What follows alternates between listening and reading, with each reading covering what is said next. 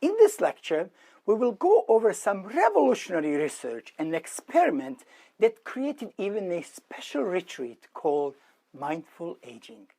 This is based on the research by Dr. Ellen Langer and her colleagues from Harvard University. I will also share a little-known secret only within a circle of Harvard University mindfulness experts, given to me by Dr. Tal Ben-Shahar. When Dr. Ellen Langer gave a postgraduate task that everyone, including Tal, was thinking it was impossible, they were afraid that she was setting up students for failure. And yet, she actually made her students famous for yet another mindfulness research. Dr. Alia Crum is the researcher who worked on this. So, can we turn the clock back? Can we get better if we are mindful of our environment? What if we live as if we are 20 years younger? What difference, medically difference, can that belief make? It turned out believing and actually living as if we are much younger has a ton of benefits. In one of my other programs, I talked about believing, and I talked about research by Dr. Bruce Lipton, who showed that when we believe in something, when we truly believe, our body, all the way down to the cell level, changes. You can find this more in my habits program, but that is really the core of belief. Let me go back to mindfulness. So again, with our thoughts constantly wandering back and forth between the past and the future, chances are we spend the least amount of time in the present, in this moment. So mindfulness is simply a moment-by-moment awareness of what is happening around us without passing judgment. We know that by now, right? Being mindful is about being present to the present and is more easily said than done. I know that. But let me first share this little secret. So, when Dr. Alia Crum was given her dissertation task by her mentor and professor, Dr. Ellen Langer, everyone, including my mentor and former Harvard professor, Dr. Tal Ben-Shahar, was shocked. Actually, Tal went to Ellen and tried everything he can to convince her to change the assignment for Alia. He was upset. He didn't want Alia to fail and was almost sure that she will fail and that the assignment Dr. Langer gave her, it will never work, Tal said. So, as you can guess, it was all about mindfulness. Here's actually what happened. Dr. Langer and Crum went to 7 hotels and talked with maids about how much daily exercise they do. 1/3 of the women said they got no exercise at all, while 2/3 said they didn't work out regularly. Well, as with any research, Langer and Crum took several measures that indicated at this particular research poor fitness level. They told maids that cleaning 15 rooms daily, which is what they were doing, pushing vacuum cleaners, scrubbing tubs, pulling the sheets, gives them more than enough activity to meet the Surgeon General's recommendation of 30 minutes of physical activity daily. To be even more convincing, the researchers provided really specific examples. So they said, 15 minutes of vacuuming burns 50 calories.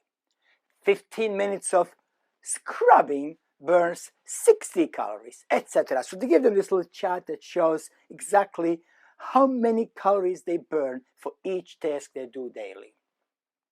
So Langer and Crum went back 30 days later to check with the maids and found remarkable results. The average study group maid had lost 2 pounds, dropped blood pressure by 10 points, and in general were significantly healthier. But in fact, there were no changes in behavior, only in mindset. These women now believed and considered themselves as regular exercisers. Langer sees this study as a great lesson in the importance of mindfulness, noticing new things.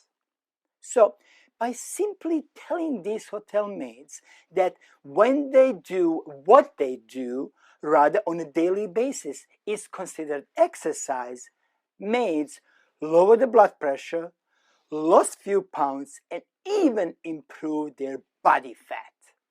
Incredible. In her book, Mindfulness, published in 1990, Dr. Ellen Langer suggested that mindfulness improves health and overall well-being. As we get older, we were told our overall health is supposed to get worse, right? We all think we know that, right? So, we start losing our vision. Yeah, you can see me, right?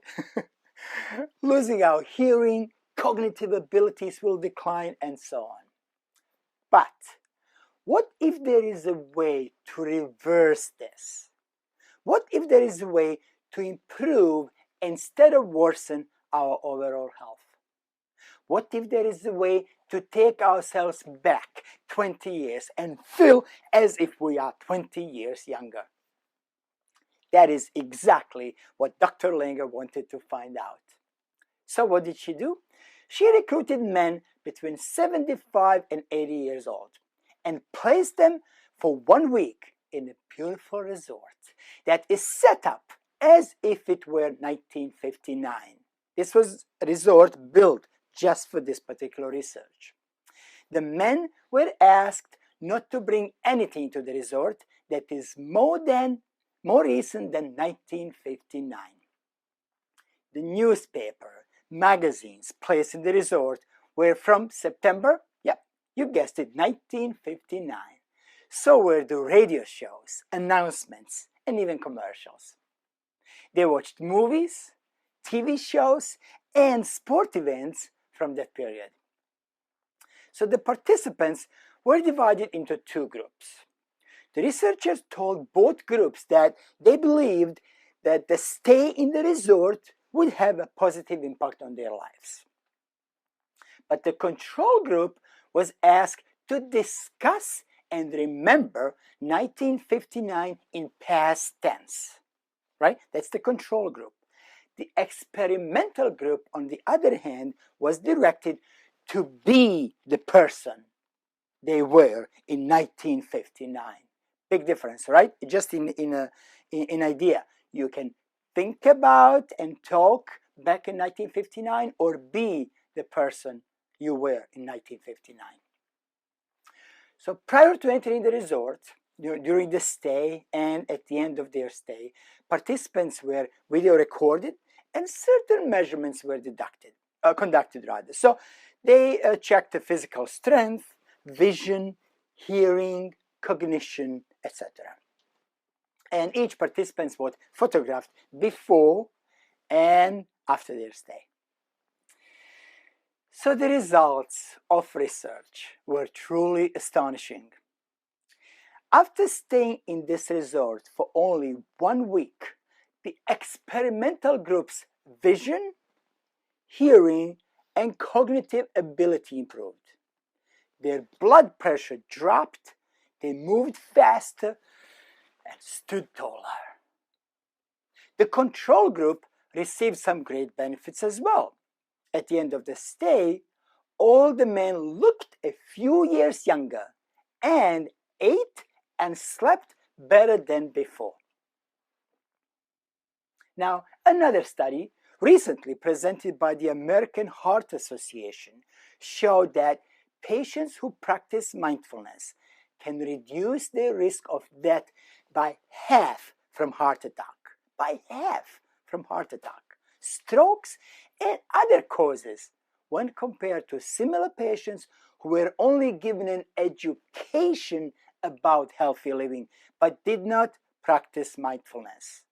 So see, this is where I always come with, yes, you're gaining this knowledge, But unless you practice, unless you do something to change your life, this knowledge by itself is not going to help you a lot. Keep that in mind for everything that we do.